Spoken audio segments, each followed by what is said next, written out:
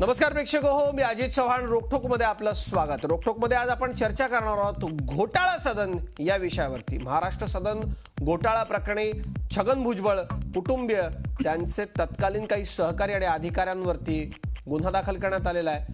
विविध प्रकरणांमध्ये छगन भुजबळ यांच्या विरोधातले तक्रारदार पुढे येत आहेत आणि तक्रारी दाखल केल्या जात आहेत. या सगळ्यातून भुजबळांना राजकीय टार्गेट केलं जात आहे का? भुजबळांच्या राजकीय कारकिर्दीवरती या सगळ्याचा काही परिणाम होईल का? इतर घोटाळ्यांच्या आरोपांचं काय? हे सगळे घोटाळे भाजपच्या पथ्यावर पडणार का? जे इतर आणखी एसीबीचे घोटाळे असल्याचा आरोप होता त्यांच्या फाईल्स का दडपण्यात आल्या? असे अनेक सवाल या निमित्तानं उपस्थित होत आहेत. यासारख्या सगळ्या प्रश्नांचा वेध आपण घेणार आहोत घोटाळा सदन या कार्यक्रमामध्ये. रोकठोक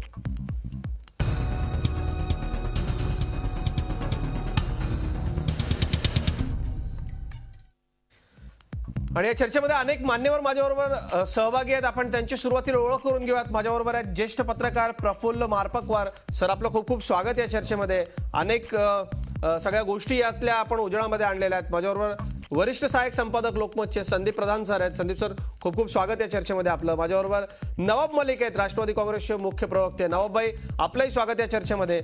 माझ्याबरोबर डॉक्टर किरीट सोमय्या आहेत, भारतीय जनता पक्षाचे खासदार. या सगळ्या प्रकरणांमध्ये किरीट सोमय्या यांनी महत्त्वाचा रोल निभावलेला आहे. किरीट भाई, आपले खूप खूप स्वागत.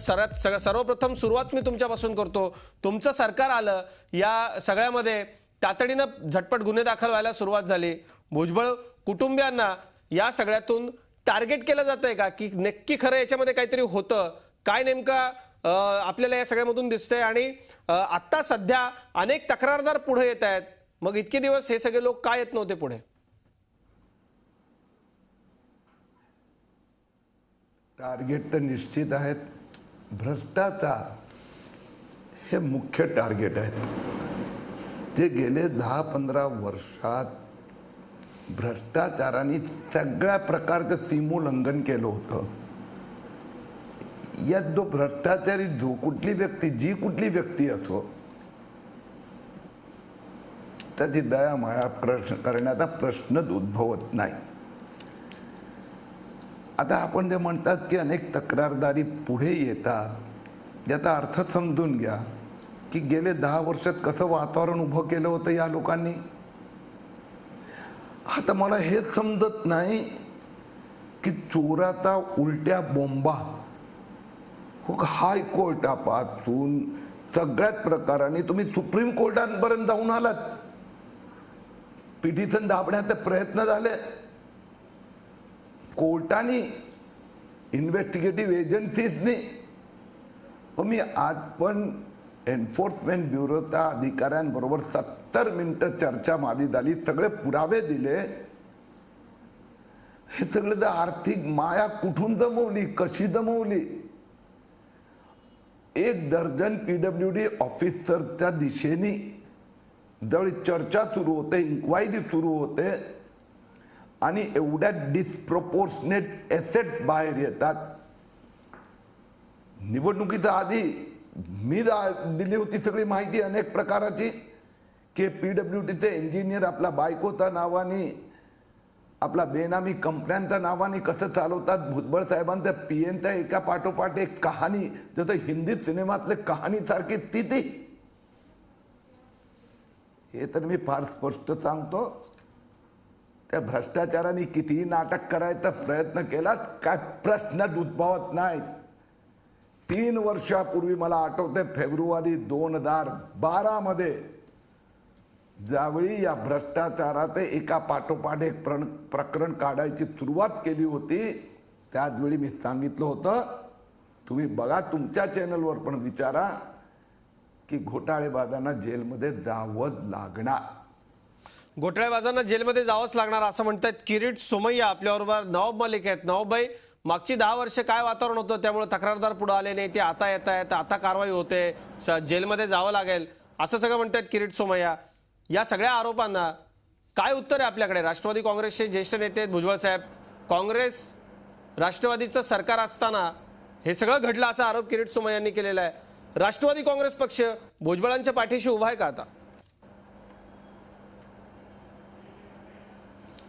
निश्चित राष्ट्रवादी काँग्रेस पक्ष, भुजबळ साहेब आमचे नेते आहे. सर्व नेते कार्यकर्त्यांच्या पाठीशी उभा आहे. आता किरीट सोमय्या साहेबांनी जे सगळं बोलला त्यांनी एक बस सांगितलेलं आहे की गेली 10 वर्ष कोणी समोर येत नाही होते. म्हणजे सोमय्या साहेबाला पण कोणी थांबवलं होतं काय? विरोधी पक्ष नेते यांचे खडसे साहेब होते, यांना कोणी थांबवलं होतं काय? यांचे कार्यकर्त्यांना कोणी थांबवलं होतं काय? म्हणजे या पद्धतीने गेली 5-7 वर्ष भाजपकडून सोमय्या साहेबाला जबाबदारी देण्यात आली होती की आपण देशभर नेत्यांवर आरोप करण्याची एक सिरियल सुरू करा. सोमय्या साहेबांनी आता सगळे आरोप लावलेलेच आहे. आता एखादा खोटा प्रचार त्यांनी केला, सत्ता आल्यानंतर त्यांनी काय करून दाखवला नाही तर लोक त्यांच्याकडे पण बोट दाखवतील की आजपर्यंत तुम्ही आरोप करत होते, आता काय झालेलं आहे. आता स्वतःचे खोटे आरोप त्याला आधार देण्यासाठी हे सगळी कारवाई सुरू आहे. आणि करत असताना जे काही अथॉरिटीज आहे त्यांना अधिकार आहे ते करू शकत आहे. आता कुणालाही जबाबदारी दिली आणि कुणावरही काय गुन्हा दाखल करायचा आहे तर गुन्हा दाखल करण्यामध्ये कोणी काही गुन्हे दाखल करू शकत आहे.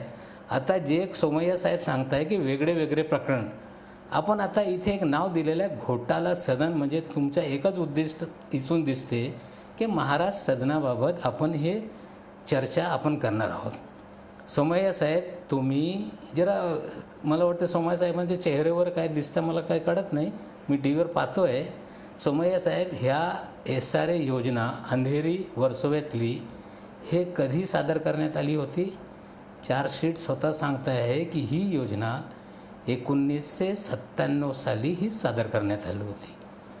त्या डिपार्टमेंटचे सरकार तुमच्या असताना ही जी योजना आली त्यानंतर चमनकर नावाच्या एका बिल्डरनी ही योजना शासन दरबारी म्हणजे SRAच्या अथॉरिटीकडे सादर केली.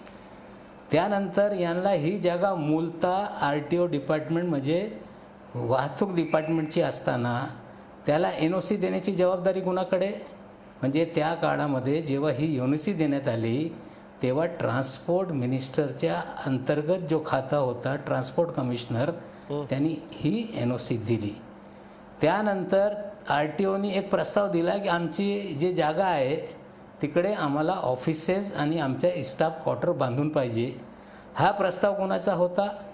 हा प्रस्ताव, हे सगळं प्रस्ताव ट्रान्सपोर्ट डिपार्टमेंटच्या असताना जोपर्यंत ही सगळी कारवाई झाली तोपर्यंत भुजबळ साहेब या खात्याचे कधी नगरविकास मंत्री किंवा SRA त्यांच्या अंतर्गत नाही किंवा ट्रान्सपोर्ट डिपार्टमेंट यांच्या अंतर्गत नाही, असा सगळा एकंदरीत हा म्हणजे प्रस्ताव समोर आला. आता याच्यात भुजबळ साहेबांवर जेव्हा आरोप होते की या महाराष्ट्र सदनामध्ये भुजबळ साहेबांनी काय गैरव्यवहार केलेला आहे, माझं एकच म्हणणं आहे सोमय्या साहेबाला की हे भुजबळ साहेब किंवा एखादा मंत्री हा निर्णय घेत नाही. हा प्रस्ताव डिपार्टमेंट करून तयार करून हा मंत्रिमंडळाने निर्माण केलेली पायाभूत सुविधा याच्यासाठी जी सब कमिटी आहे ज्याचे मुख्यमंत्री स्वतः अध्यक्ष असत आहे, त्या समितीमार्फत या प्रस्तावावर चर्चा करून निर्णय होते. त्या अगोदर सचिव, अच्छा, म्हणजे नवाबाई खूप सविस्तर आपल्याला बारकाईने या सगळ्या प्रत्येक विषयावरती बोलायचं आहे. त्या समितीने निर्णय घेतला, एकट्या भुजबळाला दोषी ठरवणं योग्य नाही असं म्हणायचं निर्णय होत आहे. म्हणजे याच्यात भुजबळ साहेबांनी निर्णय घेतलेला नाही. याच्यात निर्णय मुख्यमंत्रीच्या अध्यक्षतेखाली कॅबिनेट सब कमिटीने घेतलेला आहे आणि त्याच्यात भुजबळ साहेबांना दोषी ठरवणे हे योग्य नाही, आम्ही ठामपणे बोलू इच्छितोय. अगदी खरं. आपल्याबरोबर प्रफुल्ल मार्पकवार आहेत. सर, आपण सतत लिहिलं या सगळ्या प्रकरणामध्ये, अनेक गोष्टींवरती आपण उजेड टाकला या सगळ्या प्रकरणांमध्ये. नवाबबाईंची बाजू कितपत पटते की एकटे भुजबळ दोषी नाहीत? नवाबबाई जे आहेत ना ते आज भुजबळ साहेबांकडनं चांगलं ब्रीफिंग घेऊन आलेले आहेत, म्हणून ते अशी त्यांची वकिली चांगले करून राहिले. आज नवाबबाईंनी 2 मुद्दे मांडले. किरीट सोमय्या अनेक वर्षापासून याचा पाठपुरावा करून राहिले. याच्यामध्ये काय आहे की SRAचे 2 प्लॉट होते त्या भागामध्ये, अंधेरी RTOच्या ठिकाणी. त्या प्लॉटचं मर्जर झालं आणि नवाबबाईंनी जे सांगितलं की हे इन्फ्रास्ट्रक्चर कमिटी असते, त्याचे अध्यक्ष मुख्यमंत्री असतात, त्याच्यात 5 मंत्री असतात. भुजबळ साहेबांनी आजपर्यंत जसं आपल्याला इंटरव्ह्यू दिला, काल मी त्यांना भेटून आलो, त्यांनी आपली बाजू सांगितली की एकटा भुजबळ याच्यात काही निर्णय घेत नाही. याच्यात मेन ऑब्जेक्शन जे आहे, जे या किरीट सोमय्यांची पिटिशन आहे, आम आदमी पार्टीच्या नेत्या अंजली दामानी यांची जी पिटिशन आहे, ह्याच्यामध्ये सगळ्यात महत्त्वाचा मुद्दा असा आहे की क्विड प्रो को ज्याला म्हणतात, म्हणजे आपण चमणकरांना कॉन्ट्रॅक्ट दिला महाराष्ट्र सदनचा किंवा इथे कालिनाची जमीन दिली, तर भुजबळ साहेबांना याचा खुलासा करावा लागेल. याला अँटी करप्शन ब्युरोचा जर FIR जर वाचला तर दीक्षित साहेबांना खास धन्यवाद द्यायला पाहिजे. जुन्या ज्या चुका झालेल्या आहेत, म्हणजे जुन्या काळी FIR दाखल करताना त्या चुका याच्यात त्यांनी रेक्टिफाय केलेल्या आहेत असं मला वाटतं.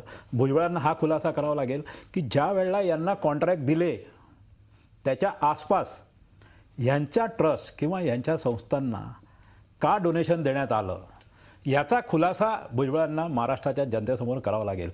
कॅबिनेट सब कमिटी असते, इन्फ्रास्ट्रक्चर असते, त्याच्यात भुजबळ एकटे निर्णय घेत नाही. त्यांचं एक कायम असतं की सगळे डिपार्टमेंट याला विरोध करत होते. फायनान्स डिपार्टमेंटनी या सांगितलं याला मान्यता देऊ नका, पण त्यांना जो खुलासा जो करावा लागेल महाराष्ट्राच्या जनतेपुढे की हा कोइन्सिडन्स आहे का, की दिलेल्या देणग्या कशासाठी होत्या आणि ते कुठं खर्च झाले. हा, म्हणजे याला अँटी करप्शनचा जो FIR जो आहे त्याच्यामध्ये लिहिलं आहे की दिस इज क्रॉनिकली कनेक्टेड. म्हणजे ज्या दिवशी आपण यांना समजा प्लॉट दिला त्याच्या 2 दिवसांनी यांच्या संस्थांना डोनेशन मिळालेलं आहे, ते त्याचा खुलासा त्यांनी करावा. नवाबभाई, काय काय खुलासा या सगळ्याचा? असं घडलं का? झालं तर ते पैसे नेमके कुठे खर्च झाले, काय नेमकं ते गोडबंग आलंय, ते सगळं स्पष्ट करा असं म्हणतात. मी असं आहे की चमरकरकडून कुठल्याही प्रकारची देणगी कुठल्याही ट्रस्टला देण्यात आलेली नाही. एक, आता आपण जे युनिव्हर्सिटीची लायब्ररी बांधण्यात आलेली आहे त्या लायब्ररीसाठी इंडिया बुल कंपनीला इन्फ्रास्ट्रक्चर कमिटीने 3दा बैठका घेऊन तो काम देण्यात आला होता. भुजबळ साहेबांनी एकटा निर्णय घेतला नाही, मापाकवर साहेब पण याला कुठेतरी होकार देत आहे. आता 2च चीज त्या खुलासा मागताय की ट्रस्टला जे इंडिया बुलनी देणगी दिलेली आहे ती देणगी कशासाठी दिली. मी आपल्याला बोलू इच्छितो की नाशिकमध्ये नाशिक फेस्टिवल नावाचा एक कार्यक्रम दरवर्षी त्या काळामध्ये भुजबळ साहेबांच्या माध्यमातून होत होते. त्याच्यात मोठे मोठे सिने स्टार, वेगळे वेगळे सांस्कृतिक कार्यक्रम, वेगळे वेगळे कलाकार त्याच्या माध्यमातून करोडो रुपयाचा कार्यक्रम आयोजित करून नाशिकला एक वेगळा दर्जा मिळवून देण्यासाठी तो कार्यक्रम त्या भुजबळ ट्रस्टच्या माध्यमातून होत होता. त्याला देणगी दिली नाही, त्यांनी स्पॉन्सरशिप इंडिया बुलनी दिली होती. त्यांचे बोर्ड लागले होते, त्यांचे स्टिकर्स लागले होते. प्रत्येक कार्यक्रमाला स्पॉन्सर्ड बाय इंडिया बुल या नावाखाली 2 वर्ष तो कार्यक्रम तिथे झालेला आहे. त्यासाठी इंडिया बुलने पैसे दिले. कुठे खर्च झाले त्या ट्रस्टच्या माध्यमातून जे चॅरिटी कमिशनर असेल त्याला माहिती ते देणारच आहे. आणि अँटी करप्शन किंवा कोर्टासमोर पण हे आम्ही स्पष्ट आमचं करणार आहे की काय खरं आहे. आता चमनकरकडून एकही देणगी घेण्यात आलेली नाही. सोमय्या साहेबांनी वारंवार महाराष्ट्राच्या जनतेला दिशाभूल त्यांनी केली की चमनकरच्या कंपनीचा ठेका हा पंकज भुजबळ, समीर भुजबळच्या बायकोला देण्यात आलेला आहे. कुठलाही ठेका समीर भुजबळ, पंकज भुजबळ त्यांची दोन्ही बायका, त्यांना त्यांची कंपनी कुठलेही ठेके देण्यात आलेले नाही. हा खोटा प्रचार होता, दिशाभूल करणारा होता. आणि एक पण कागदवर कुठेही या लोकांच्या कंपनीला काही देण्यात आलेलं नाही. हे सगळे आरोप बिनबुडाचे, खोटे आणि बदनामी करण्याच्या हेतूने करण्यात आले होते. किरीट सोमय्यांना बोलायचं यावरती. किरीट सोमय्या, हे तुमचे आरोप बिनबुडाचे, खोटे असं नवाबभाई म्हणतात, काय उत्तर आहे याला? नवाबभाईचे माझं भांडण नाहीये, ते पक्षाचे प्रवक्ते आहेत, ते त्यांचं कर्तव्य पार पाडतात. आता FIR झालेली आहेत, पुढे इन्क्वायरी इन्व्हेस्टिगेशन चालू आहे. पण नवाबभाई फार चांगले प्रवक्ते आहेत. त्यांचं शब्दशः अक्षर खरं आहे. चमनकरांनी भुजबळ परिवारांना कोणताही कॉन्ट्रॅक्ट दिला नाही. महाराष्ट्र सदनचा फर्निचरचा कॉन्ट्रॅक्ट दिला नाही, हे खरं आहे हो. पण इतकं त्याला सिफतपूर्वक त्याला भुजबळांचं MIT मध्ये काम करणारा कुठल्या तरी त्यांचा छोटासा क्लार्क याच्या बायकोची कागदावर एक कंपनी नवीन बनवली गेली, त्या कंपनीकडे एक दमडी नाही, म्हणजे लाख रुपये असेल, नाही तर परत नवाबभाई मला जी झूठ बोल रहे, म्हणजे काहीतरी 50-50 लाखाची कंपनी बनवली, ज्या कंपनीचा फर्निचर फिक्स्चर मध्ये काही संबंध नाही, त्याला ठेका दिला. आणि त्या कंपनीने भुजबळ परिवारांच्या सुनांनी जे कंपनी बनवली, त्या कंपनीचा मालक कोण, तर भुजबळ परिवार, त्या कंपनीला ठेका दिला. आता माझं असं म्हणायचं आहे की ही चार्जशीट सगळी आलेली आहे, म्हणून नवाबभाई त्यांची बाजू मांडतायत. स्वाभाविक आहे हो, NCBचे भुजबळ एका काळी उपमुख्यमंत्री होते, म्हणून स्वाभाविक आहे की भुजबळ ज्यावेळी जेलमध्ये जाणार, भुजबळांचे ज्यावेळी इंडोनेशिया कनेक्शन बाहेर येणार, भुजबळांचे ज्यावेळी अनिल वत्तावडे कनेक्शन बाहेर येणार, कोळसा घोटाळा, सिंगापूर कंपन्या, हवाला ट्रान्झॅक्शन, 100 रुपयाच्या शेअर 10,000 रुपयाच्या नावाने ज्यांनी खरेदी करून किकबॅक भुजबळांचा कंपन्यांमध्ये ट्रान्सफर केला, जी कंपनी 7.5 दिवस चालली नाही, त्या कंपनीचे 500 कोटी रुपयाचे शेअर कोणीतरी घेत आहेत. हे किकबॅक हे सगळं किरीट सोमय आपण विचारूया. नवाब मलिकांना बोलायचंय, तुम्ही केलेले हे जे सगळे आरोप आहेत प्रत्येकाचं उत्तर आपण घेऊयात की नेमकं काय हे सगळं आहे. आणि या सगळ्याच्या पाठीमागे आज छगन भुजबळांनी जे सांगितलेलं आहे की ही आक्षापोटी केलेली कारवाई आहे, राजकीय सुडबुद्धीनं माझ्यावरती ही कारवाई केली जाते. संदीप प्रधानांना आपण विचारूयात की या सगळ्यानं काही नेमका परिणाम होऊ शकतो का, किंवा भुजबळांसारखं बहुजन नेतृत्व बांधून ठेवायचं म्हणून त्यांच्यावरती केलेलं हे आक्रमण आहे का, आपण विचारूयात एका ब्रेकनंतर.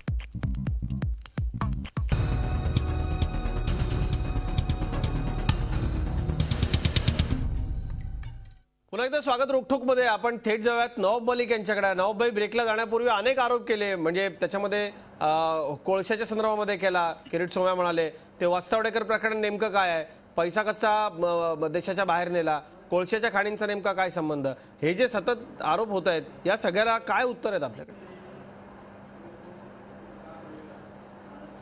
असं आहे की आज सोमय्या साहेब ईडीकडे गेले होते आणि एक नवीन ते प्रकरण सांगत होते की कोळसा खाणी बाहेर देशामध्ये घेण्यासाठी भुजबळ साहेबांनी किंवा त्यांच्या घरातल्या लोकांनी विदेशामध्ये हवालाच्या मार्फत पैसे पाठवले. सोमय्याजी पैसे कोळसा खाणी घेण्यासाठी पाठवले, हवालाच्या मार्फत नाही. रिझर्व्ह बँक ऑफ इंडियाच्या प्रायर परमिशन घेऊन जे कायदे आहे त्या अंतर्गत तिकडे जे त्यांच्या पॉवर प्रोजेक्ट नाशिकमध्ये आहे, इतर माध्यमातून चालत होता, त्याच्यासाठी कोळसा खरेदीसाठी इथे तुतवडा असताना वेगळे वेगळे देशातले उद्योगपती ज्या पद्धतीने एखादा परवानगी घेऊन गुंतवणूक करतायत, त्या पद्धतीने रिझर्व्ह बँक ऑफ इंडियाच्या माध्यमातून परवानगी घेऊन ते गुंतवणूक करण्यात आली होती. त्याच्यात कुठल्याही प्रकारच्या बस्तावडे कोण आहे सोमय्या साहेबाला माहीत आहे, कारण ते CA असताना त्यांच्या सगळं हा कनेक्शन सफेद का काला, काला का सफेद हे कारभार ते करत असत आहे. सरळपणे लोकांवर त्यांचे आरोप होऊ शकत आहे, पण सोमय्या साहेब हे माहिती घ्या तुम्ही, रिझर्व्ह बँकेकडून परवानग्या घेऊन पैसे पाठवले की बेकायदेशीर गेले की हवालाच्या मार्फत गेले, ही माहिती तुम्हाला मिळू शकते. नुसता कोणाची बदनामी करणं हे सोपं असतं आहे, आरोप लावणं, त्यांना आरोपी करणं आणि सिद्ध करणं हे वेगळं असतं आहे. तुम्ही आकर्ष बुद्धीने कितीही राजकारण केला तर कोर्टासमोर आमची बाजू आम्ही मांडणार, याच्यात काही निष्पन्न होणार नाही. हे सगळा कारभार आकर्ष बुद्धीने सुरू आहे. राजकीय जे खोटे आरोप केले होते त्याला कुठेतरी आधार देण्यासाठी हा सगळा राजकारण सुरू आहे, आणि या राजकारणाला राजकीय उत्तर पण देऊ आणि कोर्टामध्ये लढा देऊन काय खरं, अगदी खरं, राजकीय उत्तर देऊ आणि कोर्टातही उत्तर देऊ असं म्हणतात नवाबभाई. मी किरीट सोमय आपल्याकडे येतो, पण तत्पूर्वी संदीप सर मी तुमच्याकडे येतो. किरीट भाई मी येतो आपल्याकडे. संदीप प्रधान आपल्याबरोबर आहेत, त्यांच्याकडे मला आता गेलं पाहिजे.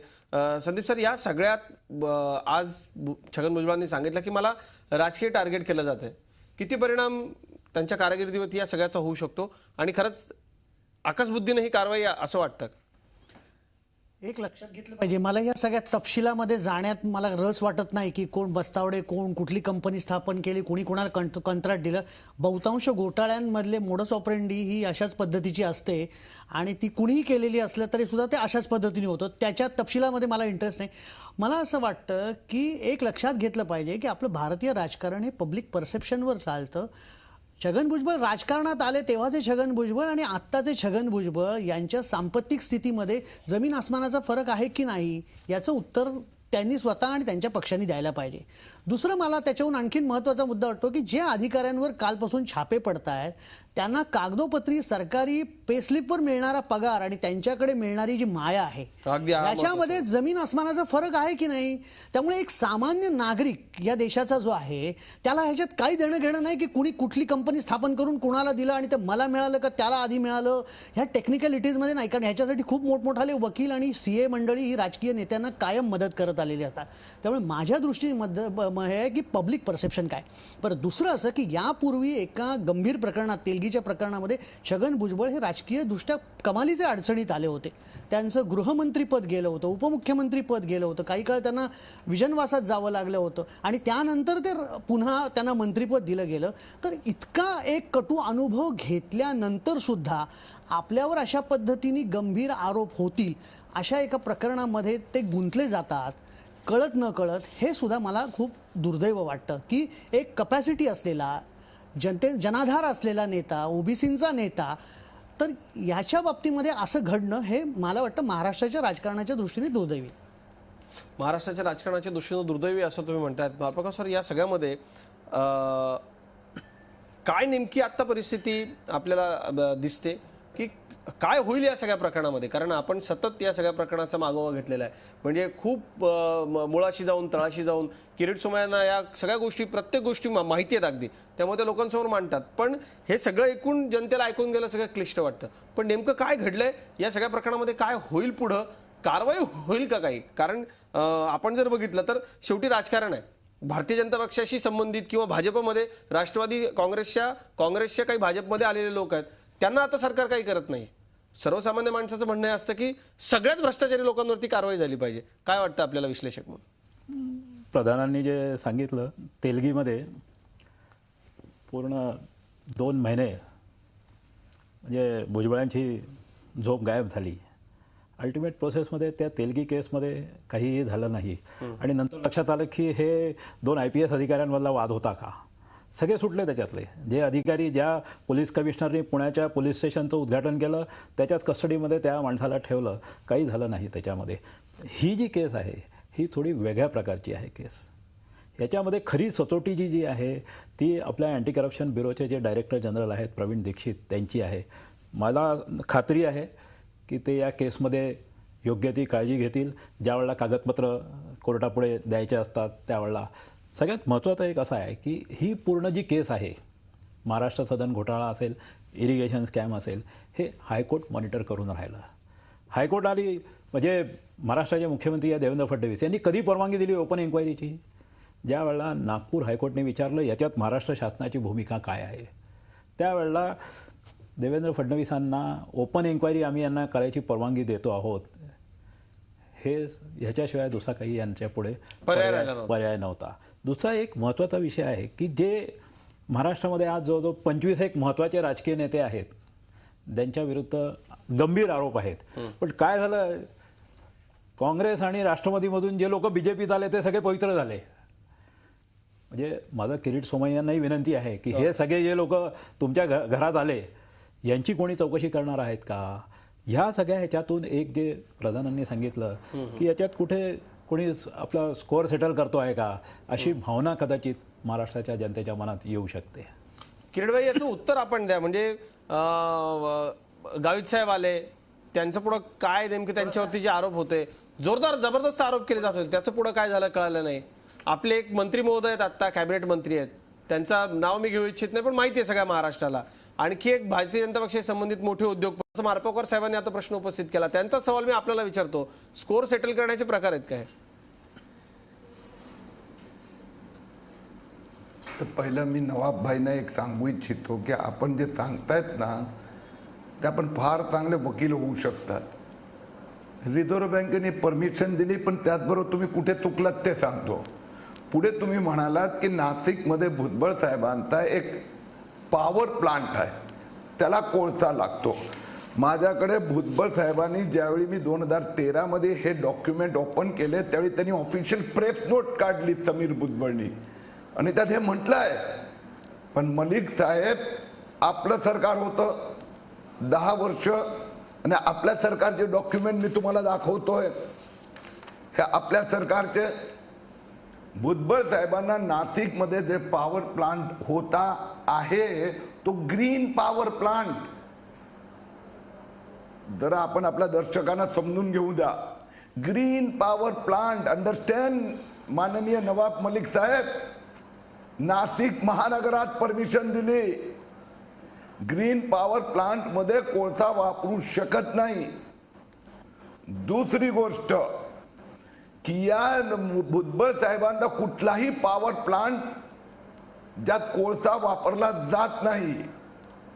किरीट भाई, तिसरी गोष्ट, आपण उत्तर घेऊ. नवाब मलिकांकडून उत्तर घेऊ. नवाब मलिकांकडून आपण उत्तर घेऊ. नवाब भाई, या प्रश्नाचं उत्तर आपण द्या. सोमय्या साहेब, तुमचे नेते सध्याचे केंद्राचे मंत्री गडकरी साहेबांनी कन्व्हर्जनच्या नावाखाली पॉवर प्लांट लावला होता की बागास वापरून मी कोळसा नाही वापरणार, बागास वापरणार, आणि परवानगी घेतली. कारखानदारी तयार केली, मग कोळसेने पॉवर प्लांट सुरू केला. हे इतिहास तुम्हाला माहीत नसेल. तीच ऑब्जेक्शन कॅगनी घेतली आणि तेच पार्लमेंटमध्ये 4 दिवस विषय समोर आला होता. हे आम्हाला माहीत नाही की कचऱ्यापासून वीज तयार करण्याबाबत परवानगी देण्यात आलेली आहे. पण देशामध्ये कुठेही कचऱ्यापासून वीज व्यवस्थित चालत नाही. काय पर्सेंटेजमध्ये कोळशाची परवानगी देण्यात आलेली आहे. इथे गृहीत धरून की बाबा आपल्याला कुठेतरी या परवानग्या बदलून या पद्धतीने कोळसा आयात करून याला कुठेतरी जनरेशन कचरा प्लस कोळसा या माध्यमातून चालू शकते. हे आपल्याला माहिती आहे की नाही. ती इट कॅन बी कन्व्हर्जन होऊ शकते. आता मापकवार साहेबांनी जे सांगितलं होता, मापकवार साहेबांचं म्हणणं एक जरा बोलू द्या. Mister Somaiya, don't laugh please. जरा तुमच्या बोलत असताना मी तुम्हाला डिस्टर्ब करत नाही. आता इथे मापकवार साहेबांनी जे प्रश्न उपस्थित केलेला आहे की या हत्याचे जे ह्या परवानग्या आहे हे देवेंद्र फडणवीस साहेबांनी कोर्टाच्या सांगण्यावर ओपन इन्क्वायरी याच्या फायलीवर सही केली. मी आज महाराष्ट्राच्या जनतेला, आपल्याला, मापकवार साहेबांना त्या फायलीवर देवेंद्रजीची सही नाही, RR पाटील दिवंगत त्यांनी सही केली होती. परवानगी मागच्या सरकारने दिली होती. आम्ही काय थांबून ठेवली नाही. देवेंद्रजींनी काय फाईलवर सह्या केली नाही. जे मागच्या सरकारचा निर्णय होता तेच देवेंद्रजींनी कोर्टासमोर मांडलेलं आहे की ओपन परवानगी आहे, मी काही थांबत नाही. तुम्ही देवेंद्रजीला विचारा की फाईलीवर तुमची सही आहे. मला ब्रेकसाठी थांबायचं, पण मार्पकवार सर उत्तर देत आहेत आपल्या या प्रश्नाला. नवाब भाई, RR पाटलांनी सही केली होती, पण त्यावेळेला मग परवानगी चौकशी का सुरू झाली नाही? आपण पुन्हा राजकीय इतिहास तपासून बघा. RR पाटील ऐका नाही नवाब भाई, आपण ऐका माझा माझा एक मिनिट ही फाईल घेऊन नवाब भाई माझा एक मिनिट ऐका. नवाब भाई, ही फाईल घेऊन ज्या वेळेला पृथ्वीराज चव्हाणकडे गेले, ती फाईल नंतर कुठे गेली कोणाला माहीत नाही. देवेंद्र फडणवीस जर महाराष्ट्राचे मुख्यमंत्री नसते झाले तर या सगळ्या घटनांची ओपन इन्क्वायरी कधीही झाली नसती. हे लक्षात घ्या तुम्ही. एका ब्रेकसाठी मला थांबायचं आहे, नाही, त्यानंतर सरकार गेला, राज्यपाल राजवट आली, नंतर सरकार बदललेलं. लॉस असताना 10,000च्या भावाने कोणी शेत घेतले. बरं, आणखी एक ब्रेकला जाण्यापूर्वी मी सांगू इच्छितो. मगाशी मला नावं द्या ना त्यांची. केला त्याला किरीट भाई आपण उत्तर दिलं नाही. त्या प्रश्नानं आपण पुढच्या भागाची सुरुवात करूयात की भाजपमध्ये आले ते कसे पवित्र झालेत. आपण विचारूयात एका ब्रेकनंतर.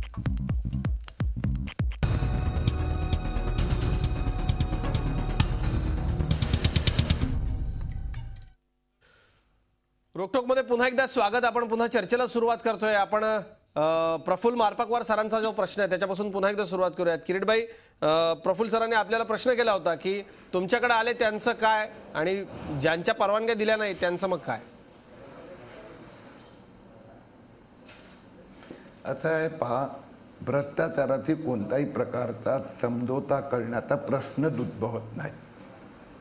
आणि हे गेले 3 वर्ष देवेंद्र फडणवीस आणि किरीट सोमय्या सांगतायत भ्रष्टाचाराचे जे जे पुरावे मुद्दे समोर येणार आम्ही फायली दाबून नाही ठेवणार, त्याची चौकशी करून जे मग इन्व्हेस्टिगेटिव्ह एजन्सी ॲक्शन घेणार ते सगळ्यांना सहन करावे लागणार, सामोरे जावं लागणार. पण याचा अर्थ यांनी जे गेले 15 वर्ष लुटलं आहे याच्यामुळे अशा प्रकारची आर्ग्युमेंट देऊन भुजबळ सुटणार नाही. मलिक साहेब, आज मी त्यांचे फॉरेन ट्रॅव्हलचे सगळे डिटेल्स देऊन आलो. काही आठवड्याची गोष्ट आहे आणि अजून हेही लक्षात ठेवा, सिंचन घोटाळा बाकी आहे. जे 70,000 कोटीचा आणखीन जो घोटाळा केला होता, जर भारतीय जनता पक्षाचा कुठल्याही नेत्याने, तो कालचा की आजचा, ज्यांनी भ्रष्टाचार केला असेल त्याच्या समोरचे तक्रार करा, पुरावे द्या, त्याची चौकशी, त्याला ही सजा. अगदी खरं. ठीक आहे प्रफुल्ल सर, हे उत्तर पटतंय का किरीटबाईंचं? त्यांनी काय केलं ते सगळं जनरलाइज करून टाकलं स्टेटमेंट. आपलं म्हणणं आहे की 5 तुम्ही काही लोकांचे नावं घेतले, यांची चौकशी का होत नाही, हा आपला महत्त्वाचा मुद्दा आहे. किरीटबाई, याला काय उत्तर द्याल? म्हणजे चौकशी ठीक आहे, चौकशी केली पण क्लीन चिट दिली, गृहराज्यमंत्र्यांकडेच तो विभाग असल्यामुळे तातडीनं क्लीन चिट दिली. गावितांच्या चौकशीचं काय? प्रकाश मेहता, ते त्यांचं अजून काही कळत उदाहरण देतो. लोडांचं राज्याचे मंत्री याची 48 तासात चौकशी होऊ शकते का प्रॉपर्टीची कुठल्याही माणसाची? म्हणजे सकाळी चौकशीचे आदेश, चौकशी पूर्ण, दुसऱ्या दिवशी हाऊसमध्ये स्टेटमेंट की ह्या चौकशी यांच्या विरुद्ध काही तक्रार नाही. एवढं जर स्पीडीली जर शासन काम करायला लागलं तर मग किरीट सोमय्यांना असं 5-5, 10-10 वर्ष तक्रारी करायची जरूरत पडणार नाही. खरं तर किरीट सोमय्यांच्या या सचोटी करता खरंच म्हणजे त्यांचं कौतुकच केलं पाहिजे की इतकी वर्ष त्यांनी फॉलोअप केला. पण किरीटबाई, मग सत्तेत आल्यानंतर असा सगळं काही चेंज झाला का? हा जे भाजपमध्ये लोक आले त्यांना झुकतं माप दिलं जात आहे, असं काही आहे का? प्रफुल्ल सर म्हणतात तसं कुठलाही प्रश्न उद्भवत नाही. प्रफुल्ल भाऊ, अजूनही जर कागदपत्र माझ्या समोर पण आणले ना तर मी मंत्रालयात जाऊन सुपूर्द करायला तयार आहे.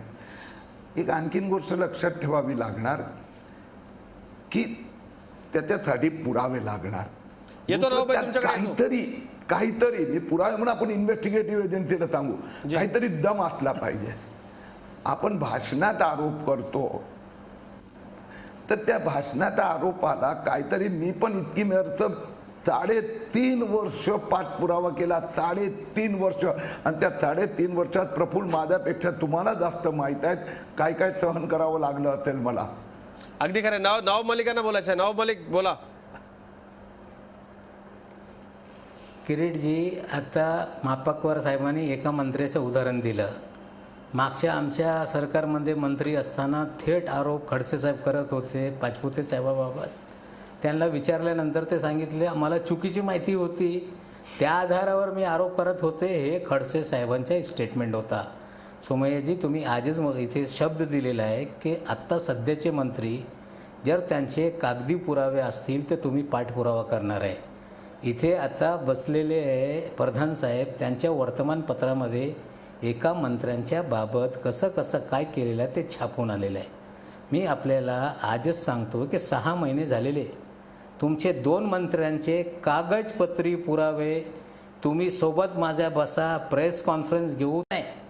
आता तुमची जबाबदारी राहील की या 2 मंत्र्यांवर जे आरोप आहे त्याचा पाठपुरावा करून या पद्धतीने लॉजिकल एंड करण्याची जबाबदारी तुम्ही आता स्वीकारलेली आहे. एक मंत्रीचा त्या कंप्लेंट पण ACBकडे झालेली आहे, लोकमतमध्ये छापून पण आलेलं आहे. दुसऱ्या मंत्र्यांचं पण कागदपत्री पुरावे आता पुन्हा आम्ही जमा करतो. 1 महिन्यात याच चॅनलवर सगळे कागद घेऊन आपण बसू आणि तुमच्यावर जबाबदारी टाकणार आहे की लॉजिकल एंडपर्यंत तुम्ही कसं घेऊन जात आहे हे तुम्हाला पटवून दिल्यानंतर मुद्दा आपण पुढे नेऊया. किरीटबाई, हे आव्हान स्वीकारता का आपण? हो म्हणा ना. सोमय्या साहेब, हे आव्हान स्वीकाराल का? नंतर भुजबळांच्या बाबतीत नवाब मलिक आता आहे की नवाब मलिक आणि त्यांचा पक्ष विरोधी आता मी तुम्ही आता बोलले सोमय्या साहेब आता बोलले की आत्ताचे मंत्री बाबत पण मी तयार आहे. आता मी तुम्हाला कागद देणारच आहे आणि या चॅनलवर आज गेल्यानंतर 1 महिन्यात आपण या चॅनलवर बसू आणि 2 मंत्र्यांचे सगळं उघड या चॅनलवर करू. सोम्यासाहेब हे आव्हान स्वीकाराल का आपण? म्हणजे कसं आहे, मलिक साहेब 2 महाराष्ट्राची जनता महिन्यानंतर बघते, 2 दिवसानंतर आपल्याला केव्हाही तुम्ही द्या. आपण या विषयावर बोलतोय, विषयाला आपल्याला पुढे जायचंय, पण एका थेट वृत्तसंस्थेच्या माध्यमातून ते तुम्हाला विचारतायत, तर हे आव्हान स्वीकाराल का तुम्ही? पुन्हा एकदा आपल्याला सांगतोय, भ्रष्टाचार मुक्त शासन प्रशासन देणं हे आमचं कर्तव्य आहे. कोणी आपल्या चोरी लबाडी भ्रष्टाचार घोटाळा सिंचन घोटाळा महाराष्ट्र सदन घोटाळा सिद्ध होऊन कोर्ट आणि इन्व्हेस्टिगेटिव्ह एजन्सीच्या माध्यमातून पुढे जात असताना हे लोकांचं लक्ष डायव्हर्ट करण्यासाठी जर असा प्रकारचं बोलत असेल, अगदी ठीक आहे. किरीट सोमय्यांचं उत्तर आपण प्रधान ऐकलं. साहेबांचे वर्तमानपत्रामध्ये एक स्टोरी छापून आलेली आहे. सोमय्या साहेब तुम्ही करणार नाही, पण मी शब्द देतो महाराष्ट्र जनतेला की 2 मंत्र्यांचे 6 महिन्यात राजीनामा त्यांना द्यावाच लागेल आणि ते सगळं मी पाठपुरावा करणार आहे. आणि आमच्या चॅनलच्या बद्दल वेगळं सांगायची गरज नाही की या सगळ्या गोष्टीचा फॉलोअप आम्ही कायम नक्की घेत असतो. सोमय्या साहेबांनी कायम ज्यावेळेला आरोप केले त्यावेळेला त्या सगळ्याचा फॉलोअप आपण सतत कायम घेतलेला आहे. प्रधान साहेब, मी तुमच्याकडे येतो. एकूण किरीट सोमय्यांनी दिलेलं उत्तर आणि आत्ताची जी एकूण सगळी परिस्थिती आहे, राजकीय फायदा या सगळ्यात घेतला जातो का? म्हणजे सरळ माझा प्रश्न आहे आता की राष्ट्रवादीवरती दबाव तंत्राची ही खेळी आहे का? नाही, निश्चितच असू शकेल. म्हणजे त्याच्यात काही नाकारता येते, कारण आपल्याला माहिती आहे की निवडणुकांचे निकाल लागल्यानंतर राष्ट्रवादी काँग्रेसने बिनशर्त पाठिंबा भाजपला देऊ केला होता. त्याच्यानंतर मग जेव्हा ह्याच सगळ्या आरोपांमुळे जेव्हा भाजपची खूप कोंडी व्हायला लागली, तेव्हा भाजपनी मग शिवसेनेबरोबर सत्तेमध्ये राहण्याचा हे केलं. आणि आपल्याला पण रोज बघतो की शिवसेना रोज या सरकारच्या वरती आणि केंद्रातल्या सरकारच्या निर्णयांवरती टीका करते. अनेक जैतापूरपासून अनेक विषय आहेत की त्याच्यामध्ये मतभेद आहे. आणि अशा याच्यामध्ये कुठेतरी राष्ट्रवादीवरती एक दबाव वाढवायचा, आणि तशीच जर वेळ आली भविष्यामध्ये तर कुठेतरी राष्ट्रवादी काँग्रेसला बरोबर घेण्याची खेळी असं सुद्धा ह्याच्यात असू शकतं. काहींनी तर त्यावेळेला अशी चर्चाही केली होती किंवा अशी एक वक्तव्य होती की ह्या सगळ्या चौकशा पूर्ण करून, कारण आपल्याला माहिती आहे की आता आपण बघितलं आदर्श प्रकरणामध्ये सगळे सरकारी अधिकारी अडकले, ते जेलमध्ये गेले, राजकीय नेते कुठेच काही त्यांच्यावर झालं नाही. आणि त्या प्रकरण आता एक असं स्टेलमेट सारखं अडकून राहिलेलं आहे. मार्पकवार साहेबांना सगळं माहिती आहे. आणि मग नोकरशाहीने दबाव आणला की आम्हालाच का टार्गेट केलं जातंय, राजकारणी बाहेर राहिलेले आहे. त्याप्रमाणे ह्या सगळ्या प्रकरणामध्ये काही 10-15 नोकरशहांना अडकवलं जाईल, ते कदाचित जेलमध्ये जातील आणि राजकारणी सुटतील. आणि एकदा राष्ट्रवादीच्या नेत्यांना क्लीन चिट मिळाली तर कदाचित भविष्यामध्ये एक दुसरा पर्याय भाजपकडे उभा असू शकतो, असं सुद्धा राजकारण यामध्ये असू शकेल. पण अर्थात याबाबत आत्ताच निष्कर्ष काढता येणार नाही. येत्या काळामध्ये काय होतं पुढच्या 1-2 वर्षामध्ये त्याच्यावर आहे. कारण याच्यातला एक महत्वाचा मुद्दा असा आहे की कोर्टाच्या देखरेखीखाली हे कोर्टाच्या देखरेखीखाली हे सुरू आहे. आणि दुर्दैवानं असं म्हणावंसं वाटतं खरंच की आता विश्वास न्यायसंस्थेवरतीच सर्वसामान्य जनतेला करावा लागतो, वेळ लागतो, पण कुठेतरी कधीतरी एखादा असा निकाल येतो चांगला की आम्हाला समाधान वाटतं सर्वसामान्य माणूस म्हणून. किरीटभाई, असं सगळं आहे का? खरं तर जे कोण घोटाळेबाज असतील, कुठल्याही पक्षाचा असू दे, त्याला शिक्षा व्हावी. आपण सतत या सगळ्याच्या विरोधामध्ये भांडत असता आणि सर्वसामान्याचा आवाज बुलंद करण्याचं काम करत असतात, पण खरंच या सगळ्यामध्ये राजकारण होतं आणि आता हल्ली सर्वसामान्य माणूस मग विटतो की काही कारवाई होत नाही, असं आहे का काही? मी एक आपल्याला उदाहरण देतो. पहिलं तर नवाब मलिक साहेबांनी कुणाचेही घोटाळ्यांचे पेपर द्यावे, त्याच्यावर इन्व्हेस्टिगेटिव्ह एजन्सी एप्रोप्रिएट कुणाचंही दखल नसेल. नंबर 2, मला जे उदाहरण द्यायचं आहे, मोदी सरकारला 1 वर्ष झालं. मला सांगा, दिल्लीत तुम्ही कुणालाही जाऊन विचारा, कुणालाही पॉलिटिकल करप्शन कमी झालं की नाही, किंवा बंद झालं की नाही. जर राजकीय इच्छाशक्ती असली ना तर निश्चित फरक पडतो, हे मी सांगू इच्छितो. अगदी खरं आहे. आणि तशी इच्छाशक्ती बघ आपण दाखवावी. जर भाजपच्या लोकांवर आरोप असतील तर त्याची चौकशी व्हावी अशी सर्वसामान्यांची इच्छा असते. मार्पकवार सर, ज्या पद्धतीनं आपण म्हणालात तसं. नवभाई, वेळ आपली संपत आली, पण शेवटी जाता आता खरंच या सगळ्यामध्ये राजकारण असतं का? तुमचं सरकार आता नाहीये, जेव्हा होतं तेव्हा आता यांचं सरकार आहे, मग हे असे सगळे एकमेकाचे हिशोब सेटल केले जातात का? राजकीय टार्गेट करण्याकरताच हे सगळं असं केलं जातं का? शेवटी मग शिक्षा होत नाही आणि असे भ्रष्टाचार, असे घोटाळे सगळे होत राहणार का? बघा, आता एक मंत्रीच्या उदाहरण मी दिलं, अँटी करप्शन ब्युरोकडे त्याची तक्रार झालेली आहे, त्याची काही वर्तमानपत्रामध्ये बातमी आलेली आहे. लॉजिकल एंडसाठी आम्ही पाठपुरावा करणार आहोत. भाजपचे लोक खोटा प्रचार करून बदनाम करण्याचे राजकारण करत होते, त्याला आधार देण्यासाठी हा सगळा दबावतंत्र ते निर्माण करताय आणि या दबावतंत्राला आम्ही घाबरणार नाही. आम्ही रीतसर कायदेशीर लढा देऊ, राजकीय लढा पण देऊ. आणि संदीपजींनी जे सांगितलेलं आहे की पुढे भाजपसोबत राष्ट्रवादी जाईल, आजच आम्ही पुन्हा सांगतो, यांच्यासोबत आम्ही जाणार नाही किंवा यांच्यासोबत कुठलाही आमचा संबंध राहणार नाही, हे खुलासा करू इच्छितो. जे कोर्टाची लढाई आहे, जे कायदेशीर लढा आहे, ते लढा पण देऊ आणि राजकीय लढा पण देऊ. आणि सोमय्या साहेब, तुम्हाला कागदपत्र मी असं देणार नाही, चॅनलवर बसले किंवा जॉईंट प्रेस कॉन्फरन्समध्ये वेळ ठरवा, तुम्ही तिकडे हे खोटे सगळं सांगा, 1 महिन्याची वेळ द्या, मी 2 दिवसांनी थोडा हज यात्रेला चाललो. अगदी खरं आहे. पुढं काय होतं नवाबाई, हे सगळं किती लावून धरतात हे आपण नक्की पाहूया. पण राजकारणात कधी काही होऊ शकतं. आज नवाब मलिक जरी म्हणत असले आम्ही जाणार नाही, पण महाराष्ट्रानं यापूर्वीचा एक अंक बघितलाय, बघूया त्याचा पुढचा भाग काय असतो.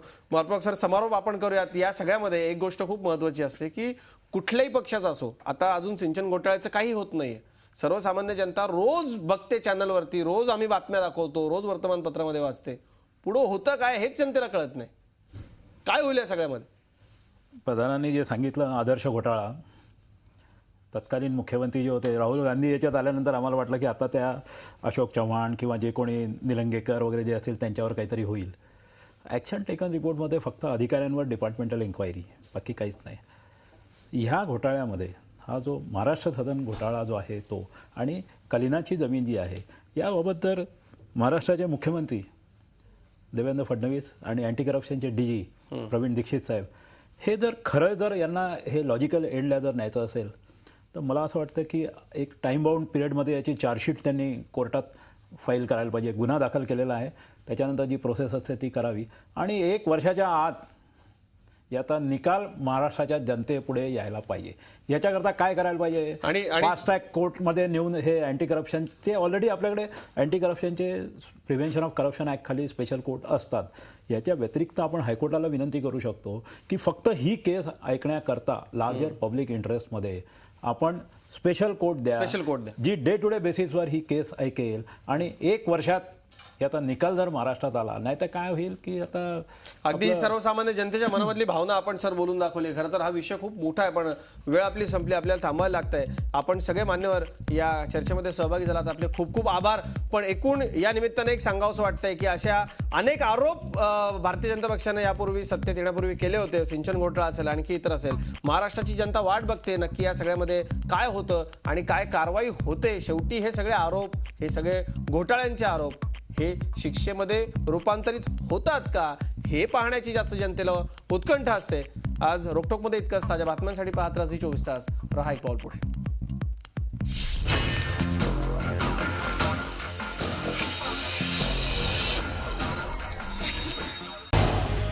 झी 24 तास रहा एक पाऊल पुढे.